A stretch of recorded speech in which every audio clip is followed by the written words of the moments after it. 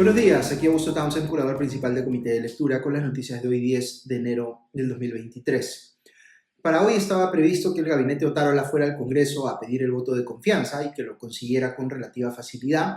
Luego de la reanudación de las protestas en los primeros días de enero se había visto cómo éstas se desplegaban con menor intensidad y un alcance territorial más limitado. El gobierno transmitía señales de tranquilidad como si hubiese pasado lo peor y la presidenta Dina Boluarte convocaba una sesión del Acuerdo Nacional como para desplazar el ánimo de protesta por uno de diálogo y búsqueda de consensos. Pero esta sesión del Acuerdo Nacional que se realizó ayer tuvo que ser suspendida porque en paralelo ocurría un escalamiento de la protesta muy fuerte en Puno, más específicamente en Juliaca. En esta segunda fase de protestas, la mayor parte de las incidencias se habían concentrado en Cusco y Puno, a diferencia de la primera fase en diciembre pasado, donde el saldo más trágico se registró en la Sierra Central, en Ayacucho, tras el intento de toma de aeropuerto de esa ciudad y la reacción de las Fuerzas Armadas y Policiales, cuyo accionar es hoy investigado por la Fiscalía tras acusarse a estas de represión injustificada. Pues bien, lo que llevó ayer a una escalada del conflicto fue también un intento de toma del aeropuerto de Juliaca, mientras ocurría en paralelo la sesión del Acuerdo Nacional, como les decía. La presidenta Boluarte había dado a entender en varias entrevistas que lamentaba lo ocurrido en diciembre pasado, las muertes que se produjeron y que esta vez su gobierno encontraría la forma de contener la protesta, entre comillas, sin costo social, es decir, sin pérdida de vidas humanas.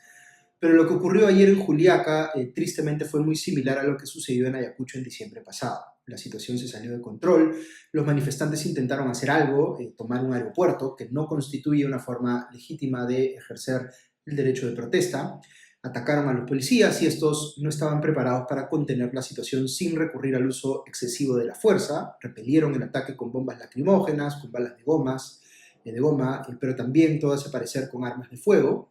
Y tuvimos ayer el trágico saldo de 17 compatriotas fallecidos y decenas de heridos.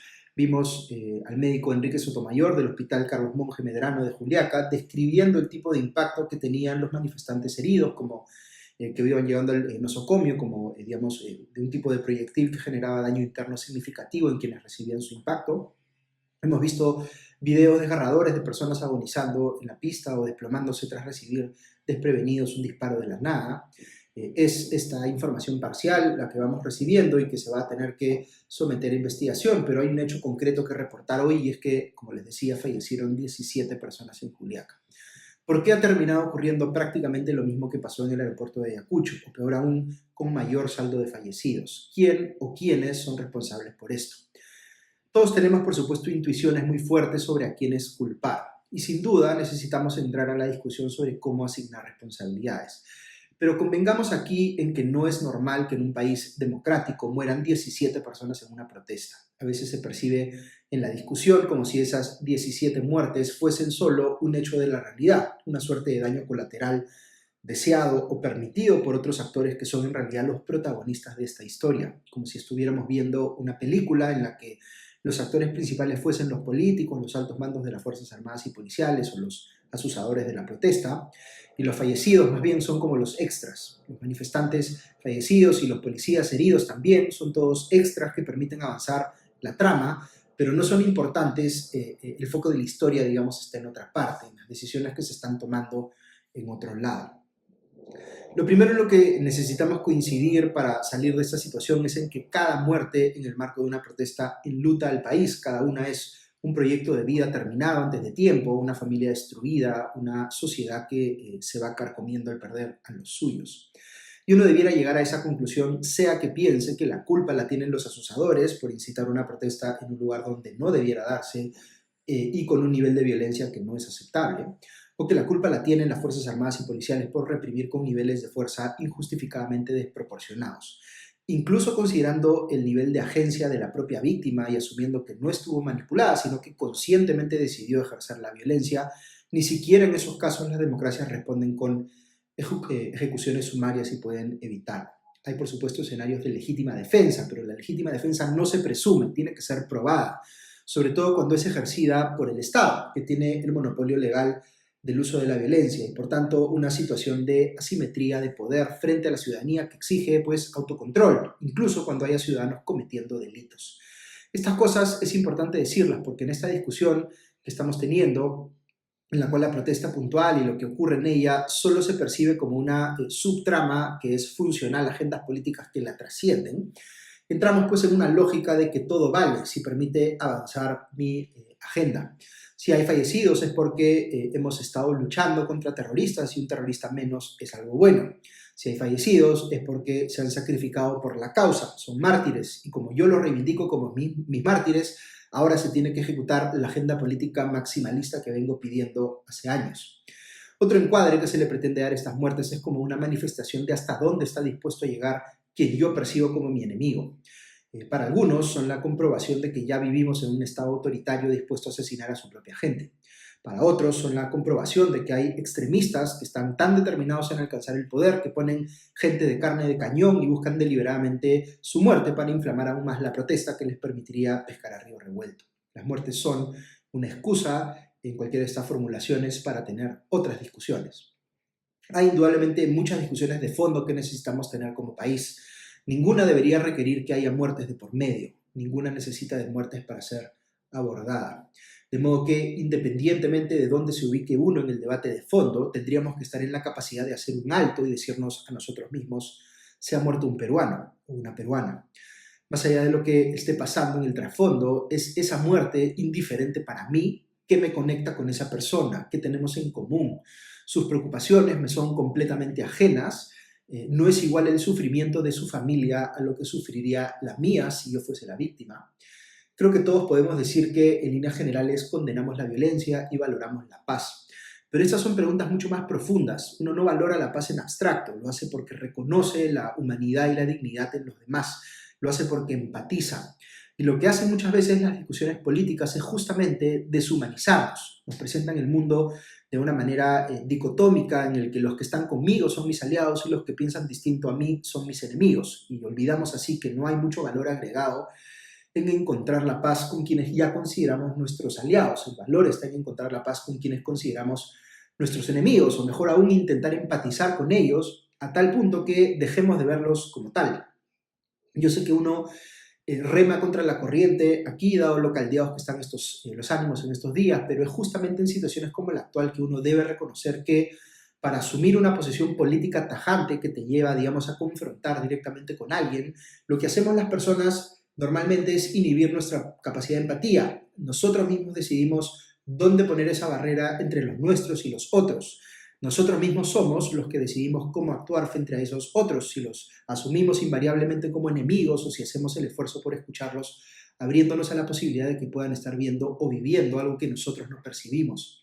Esto no significa que con un cambio de actitud vayan a desaparecer como por arte de magia nuestras discrepancias, pero debería al menos llevarnos a ser más autocríticos con nosotros mismos en cuanto a quién calificamos para todo efecto práctico como enemigo, a quienes decidimos no escuchar o respecto de quienes optamos por presumir que sus conductas responden siempre a intenciones malignas. Situaciones como la ocurrida ayer en Juliaca o en diciembre pasado en Ayacucho deben conducirnos a una autoevaluación de con cuánta empatía estamos entrando estas discusiones, de si estamos poniendo a los verdaderos protagonistas como extras o como daño colateral, porque lo que nos interesa de verdad es la discusión política que está en el trasfondo. Lo primero que hay que hacer es intentar empatizar, entender que estas cosas no deben pasar y no menospreciar el duelo de nadie. Esto no significa, por supuesto, difuminar la responsabilidad. La pregunta sobre quiénes son causantes de estas tragedias y en qué medida sigue siendo relevantes, o digamos, es una pregunta relevante que merece ser esclarecida precisamente para evitar que cosas así vuelvan a ocurrir. Y aquí les voy a dar mis apreciaciones personales sobre lo ocurrido, con las que pueden ustedes coincidir o no, pero que ya se nutren de algunas conversaciones que he tenido con varios de ustedes, comentando, por supuesto, cosas que yo siempre agradezco. En un sistema político siempre va a haber actores que cuestionan el status quo, que pueden asumir posiciones que de manera general podríamos calificar como, entre comillas, antisistema. Cuán cuestionado esté ese status quo o cuán electoralmente relevante sean esos políticos antisistema dependerá de varias cosas, pero sobre todo de cuán efectiva sea esa democracia en entregar resultados a sus ciudadanos en línea con lo que propone su propio pacto social, en cuán inclusiva o incluyente sea esa sociedad. En el Perú casi que de rigor tenemos una propuesta antisistema que o bien se acerca o se queda muy corta o efectivamente ingresa, digamos, a un escenario de segunda vuelta electoral. A veces gana moderándose un poco, como con Ollantumala, y a veces sin ofrecer moderación alguna, sino lo contrario, como con Pedro Castillo. Hay un elemento antisistema que es estructural en nuestro escenario político, porque un grupo electoralmente relevante de la población se siente excluido de los beneficios del sistema. Aquí podemos discutir si esa exclusión se debe a defectos en el modelo económico, en el modelo político, o discutir sobre si ha habido progresos económicos relevantes o no, como reducción de la pobreza y demás. Todas estas discusiones son importantes, pero en política percepción es realidad.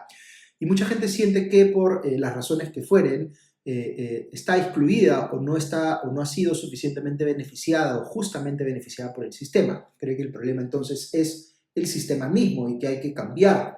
Alguna gente cree que hay que cambiarlo radicalmente. Quienes endosan esta posición normalmente digamos, tienen el pedido de convocar una asamblea constituyente y hacer una constitución completamente nueva. Otro grupo de gente cree que hay que cambiar parcialmente algunas cosas, atendiendo, digamos, o protegiendo aquello que sí funciona, sobre todo en el modelo económico, pero atendiendo aquello que no funciona. Y luego hay gente, cada vez menos, me parece, que cree que no hay que cambiarlo nada, que vivimos en el país de las maravillas y que cualquier queja es puro capricho. Exceptuando, digamos, a estos últimos, lo que tenemos, por lo tanto, es esencialmente una discusión política entre ciudadanos que quieren cambios graduales o parciales a problemas puntuales y ciudadanos que quieren cambios radicales. Ojo que he dicho ciudadanos, porque sobre esta distribución de preferencias es que se acomodan los políticos. Los políticos siempre, hay que recordar, buscan el poder, no siempre motivados por consideraciones principalmente altruistas, es decir, por interés de servir a los demás. Esos políticos buscan acomodarse a esta distribución de preferencias en la sociedad para encontrar la manera de ganar elecciones, así alcanzar el poder. Luego, existen otros actores a los que les interesa incidir en la política para salvaguardar sus intereses, gremios empresariales, sindicatos, ONGs y otras organizaciones que se conocen como grupos de presión o grupos de interés. Así como los políticos pueden ser pro-sistema o antisistema, los grupos de presión también pueden ser pro-sistema o antisistema. Diversas razones, entre ellas los efectos de la pandemia, generaron pues un escenario inusual en el Perú que incrementó los chances de que en la elección presidencial del 2021 fuera ganada por un político antisistema, como Pedro Castillo, que generó muchísimas expectativas en ese electorado antisistema, pero que también fue muy concesivo con grupos de presión antisistema, como la minería ilegal u otros intereses mercantilistas fuera de la ley. Ese político antisistema ganó el poder por la vía democrática, pero luego quiso concentrarlo utilizando medios antidemocráticos, recurriendo, como sabemos, a un golpe de Estado. Castillo es, por tanto, vacado de manera perfectamente legal, pero eso, por cierto, no elimina, sino que mantiene las expectativas generadas ante los electores antisistema que votaron por su fórmula y también los intereses de los grupos de presión antisistema que con su gobierno habían ganado cuotas de poder. La izquierda, que apoyó acríticamente al gobierno de Pedro Castillo, queda descolocada y se enfrenta a una situación en la cual ha evidenciado no solo incompetencia para gobernar, sino manifiesto golpismo, lo cual hace necesario que por supervivencia política busque pues recolocarse de alguna manera. Y la forma en la que encuentra para hacerlo es confrontando con la sucesora de Castillo, con Dina Boluarte, acusándola de habilitar un gobierno, entre comillas, cívico-militar y de ser una, entre comillas, títere de la extrema derecha. Distingamos aquí entonces tres grupos separados, pero cuyos intereses pueden estar o parecen estar confluyendo. Están los votantes antisistema que respaldaron a Pedro Castillo, que sienten que el gobierno de Dina Boluarte tendría que ser en todo caso una extensión del de Pedro Castillo, más allá de lo que haya hecho este último, y que por tanto sienten que Boluarte los está traicionando. Las personas movilizadas en las protestas pertenecen principalmente a este sector, yo pensaría. Aquí podemos, y de hecho yo condeno las formas violentas en las que pueden estar protestando, pero la sensación de que Dina Boluarte los ha traicionado y que encima los ha reprimido con el saldo de las muertes que conocemos es políticamente entendible. Por eso verán que si antes el pedido que más resaltaba en la protesta era el del cierre del Congreso, ¿no es cierto?, ahora parece ser el de la renuncia de Dina Boluarte. Dicho sea de paso, yo tengo posiciones pro-sistema y por tanto discrepo de pedidos visiblemente antisistema como el cierre del Congreso, así sin más, o la convocatoria de una asamblea constituyente. El primero, digamos, es abiertamente inconstitucional y el segundo creo que se podría llevar a cabo solo si se transforma en un pedido que se concreta dentro del sistema, según sus propias reglas, es decir, con un cambio constitucional primero que permita convocar a una asamblea constituyente, que hoy no está regulado, digamos, en la Constitución. Yo creo que es una pésima idea convocar a una asamblea constituyente en un momento destituyente y con una sociedad altamente polarizada y enfrentada. Pero hay un camino, digamos, para hacer eso dentro del sistema. Y quienes quieren tomar ese camino tendrían que conseguir una mayoría clara en el siguiente Congreso que elijamos para que lo puedan implementar de esa manera. Y si no lo consiguen, entonces será evidencia de que la mayoría de la gente no lo desea. En general, por tanto, estoy en desacuerdo, digamos, con los pedidos antisistema de ese sector del electorado que está hoy protestando. Estoy en desacuerdo también con cómo esas posiciones antisistema llevan a que se ejerza el derecho de protesta de manera, valga la redundancia, antisistema, es decir, violando otras normas o afectando otros bienes jurídicos al caer en la violencia o en la comisión de delitos. Pero dicho esto, creo que se sobresimplifica cuando se piensa que las exclusiones que motivan esas posiciones antisistema son, por ejemplo, esencialmente económicas. Yo creo que son esencialmente políticas. Siento que esos electores se sienten menospreciados por la política o el establishment político, y en eso puntualmente creo que tienen razón. Hay muchísimas cosas a nivel de política pública que deberíamos hacer como país para evitar las carencias y exclusiones en la Sierra Sur, por ejemplo, que alimentan justamente posiciones antisistema. Pero hay cosas menos transaccionales y más simbólicas que necesitamos hacer, como luchar contra el centralismo, replantear el proceso de descentralización, valorar de verdad la diversidad, hacer valer el ideal de una república de iguales, entre otras. Entonces, respecto de quienes son la base de la protesta, aun cuando tengamos una opinión muy crítica de lo que están planteando y cómo lo están planteando, como en mi caso, necesitamos evitar caer en las sobresimplificaciones y tratar de leer pues, los matices. Y ojo que se puede hacer eso reconociendo al mismo tiempo que quienes ejercen el derecho de protesta de manera inconstitucional y violenta deben ser apresados, como acaban de apresar literalmente a miles de simpatizantes de Bolsonaro en Brasilia tras la protesta que se dio este último fin de semana. Lo que no se debe hacer es asesinarlos. Fíjense además que esta no es una situación en la que haya muertes de ambos lados del enfrentamiento. Hay centenares de policías heridos y tendríamos, por supuesto, que solidarizarnos con cada uno de ellos. Pero el que resulte tan evidente que la gran mayoría de los muertos, digamos, están solamente de un lado, evidencia pues esa asimetría de poder entre uno y otro lado. Es verdad que hay delincuentes usando armas hechizas, explosivos, lanzando piedras a los policías del lado, digamos, de quienes están protestando, y cada acción en ese sentido es un delito y amerita la detención y procesamiento de los involucrados y debería tener sanciones muy duras, pero el Estado, por tener el monopolio legal de la violencia y estar habilitado para utilizar armas de fuego, tiene un deber de autocontrol que es fundamental para la sostenibilidad de una democracia. Las Fuerzas Armadas y Policiales no pueden disparar a discreción en situaciones que no suponen legítima defensa y que incumplen, digamos, sus propios protocolos. Y aquí no solo hemos visto videos donde se aprecia incidentes en los que han muerto personas que no estaban haciendo nada violento, sino socorriendo a otras personas. Han muerto menores de edad. Y hasta el momento no hay una explicación razonable de las autoridades políticas de por qué las cosas se han dado como se han dado. Anoche, dicho sea de paso, en la conferencia de prensa en la que no estuvo Dina Boluarte, las explicaciones que escuchamos de los ministros del Interior Rojas, de Defensa, Chávez Cresta, y del primer ministro Otárola, volvieron a hacer recuentos nebulosos que no terminan de explicar bien por qué las fuerzas policiales están abriendo fuego y generando las muertes que hemos visto. Incluso si uno pensara que puede haber una justificación válida a cada una de las muertes ocurridas ayer, tendría que reconocer al mismo tiempo que el Estado tiene que estar en condiciones de explicar convincentemente qué ocurrió en cada caso. Esa es una obligación que en democracia resulta indesligable del ejercicio de un poder tan grande como el monopolio legal de la violencia.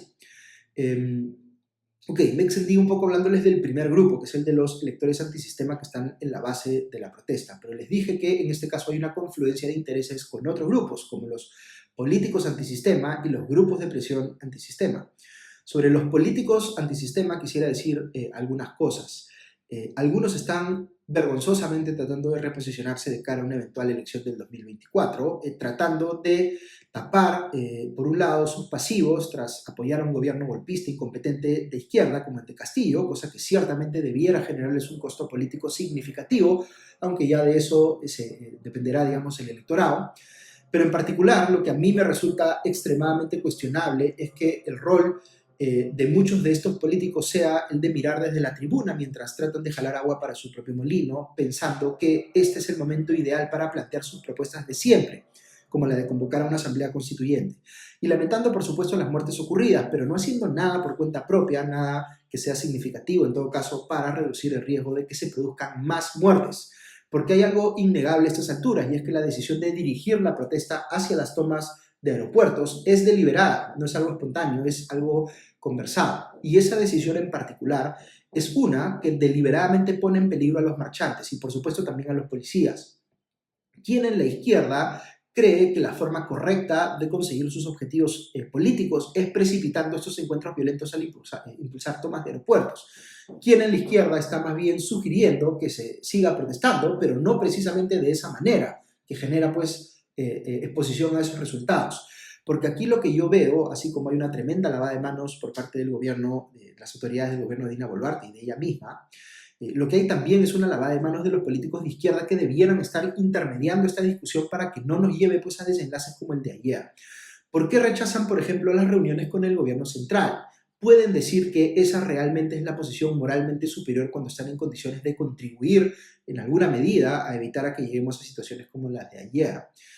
Trabajar para evitar las muertes en ambos lados, porque esto es algo que compete a todos los sectores del espectro político, es mucho más importante que salir luego a lamentar esas muertes.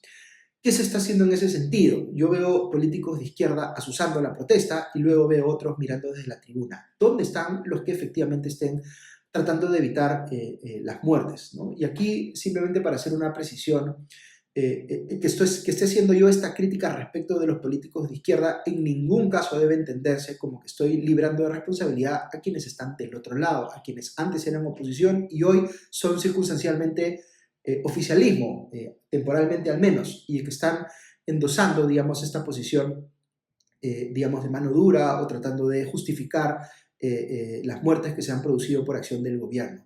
Esos actores políticos son igual de cuestionables y tienen hoy que estar buscando actuar de tal manera que lo primero que se busque, como les digo, es evitar que se produzcan más muertes. Pero aquí entramos también, y les dije que les iba a comentar, a este otro ámbito donde están los actores, los grupos de presión antisistema. Hay gente que piensa que estamos viendo a los remanentes de Sendero Luminoso del MRTA digitando todo lo que está pasando en la protesta. Yo discrepo, creo que estamos viendo algo distinto, estamos viendo cómo se ha incrementado de un tiempo a esta parte el poder relativo, incluso político, que han conseguido determinadas economías ilegales en el país, que financian a la política cuando los negocios legales ya no pueden hacerlo, que intervienen en la organización de las protestas, que, todo hace parecer, les facilitan financiamiento o recursos, y que de esa manera encuentran formas, dentro y fuera del sistema, de proteger sus intereses. Yo no creo que estén buscando necesariamente tomar el poder para gobernar. Creo que les calza mejor la etiqueta de grupos de presión porque lo que quieren es controlar la política para que ésta no se meta con sus intereses. Que sean otros, en todo caso, los que se queman mientras ellos pasan caleta, como se dice. Los narcotraficantes, los mineros ilegales, los contrabandistas y así. Así como ha venido deteriorándose la política en el Perú, creo que estamos viendo un proceso paralelo en el que la capacidad de influir en la política de estos negocios ilegales va o ha ido en aumento. Y uno ve en esos políticos a los que antes me referí que prefieren no mirar esta parte del fenómeno, o quién sabe si acaso ya están articulados con ella, si es que pues los acerca a alcanzar el poder o implementar sus agendas políticas. Nuestro, entre comillas, modelo tiene un problema severo vinculado a la informalidad, que tiene que ver con esas exclusiones a las que me refería al inicio. La informalidad opera al margen del sistema, pero es una respuesta adaptativa de quienes tratan de sobrevivir de una u otra manera. Aquí estamos hablando de algo diferente, de un tipo específico de informalidad que es deliberadamente destructivo de la institucionalidad, del sistema, que o bien busca controlar la política para legalizarse, o bien en circunstancias extremas como la actual, está pues dispuesta a demostrar que puede incitar a la violencia o puede ejercer directamente la fuerza pues para proteger sus propios intereses. Estamos hablando de algo que es muy, pero muy peligroso para la democracia, que creo que muchos que válidamente simpatizan con los intereses de los que protestan hoy, en este caso están prefiriendo no ver, y eso es supremamente irresponsable. Y solo para terminar, porque ya me extendí bastante, mil disculpas por ello, quiero simplemente dejar claro que el peso principal de la responsabilidad aquí lo tiene el gobierno de Dina Boluarte. Después de lo que pasó en Ayacucho en diciembre pasado, hubo un intento de hacer ver como que se aceptaba cierto costo político, ¿no es cierto?, al sacar al entonces ministro del Interior, Cervantes, y al entonces primer ministro Angulo, pero el entonces ministro de Defensa, Otárola, fue más bien promovido al premierato. Lo visto en la conferencia de prensa de ayer es, por un lado, el hecho de que Dina Boluarte ha preferido no dar la cara, y por otro, el que Otárola y sus ministros no están dispuestos a reconocer responsabilidades propias y que creen que pueden seguir apuntando, digamos, los reflectores hacia los asusadores de la protesta que indudablemente existen, y que eso va a ser suficiente para que la gente se olvide o peor aún justifique o normalice que en menos de 2 meses el Estado haya sido responsable principal por más de 40 muertes. No el único, ciertamente, pero aquel que fue responsable de los disparos, en buena medida. Eso no puede ocurrir en democracia. No puede morir gente en las protestas como si fueran NNs y el gobierno da una conferencia de prensa y seguimos pues como si nada. Estas cosas tienen que tener consecuencias políticas. En lo personal, yo no creo que lo mejor sea pensar en que la principal consecuencia política debe ser ahora la renuncia de Dina Boluarte, pero ella y su gobierno ciertamente están poniéndose de manera muy irresponsable en una posición cada vez más propicia para que esa sea la salida. Cuando menos, si no hay información nueva o explicaciones más razonables del gobierno, tendría que salir del gabinete el propio primer ministro, Otárola, y al menos el ministro del Interior, al igual que los altos mandos policiales que sean responsables por lo ocurrido en Juliaca. Algunos dirán que esas salidas pueden debilitar al gobierno o a la policía para enfrentar lo que pueda venir, pero en realidad ese debilitamiento o esa deslegitimación se está produciendo por la propia incapacidad del gobierno de manejar la situación sin asumir que la muerte de compatriotas es pues un daño colateral justificable. No lo es y no lo va a ser nunca, no importa cuán equivocados estén quienes protestan, si protestan cometiendo delitos o si están siendo asusados por delincuentes de marca mayor. Un Estado en democracia tiene que estar en la capacidad de conjurar una situación así sin derramamiento de sangre, cuando eso es evitable. Y si no lo ha sido, si la posición del gobierno es que cada una de las muertes producidas era inevitable por alguna razón, pues es su responsabilidad sustentarlo y no darnos pues cualquier explicación para que nos olvidemos del tema y hagamos como si todo ya quedó en el pasado. Así que nada, es un tema complicado de explicar y de analizar, pero es muy doloroso lo que está pasando en el país, cómo esta discusión está evidenciando más la polarización que hay en la sociedad peruana, cómo la gente está cayendo con mucha facilidad en sobresimplificar a quienes sienten que están del otro lado y cómo no hay un esfuerzo real de los actores políticos de evitar más muertes. Y creo que eso es lo más doloroso.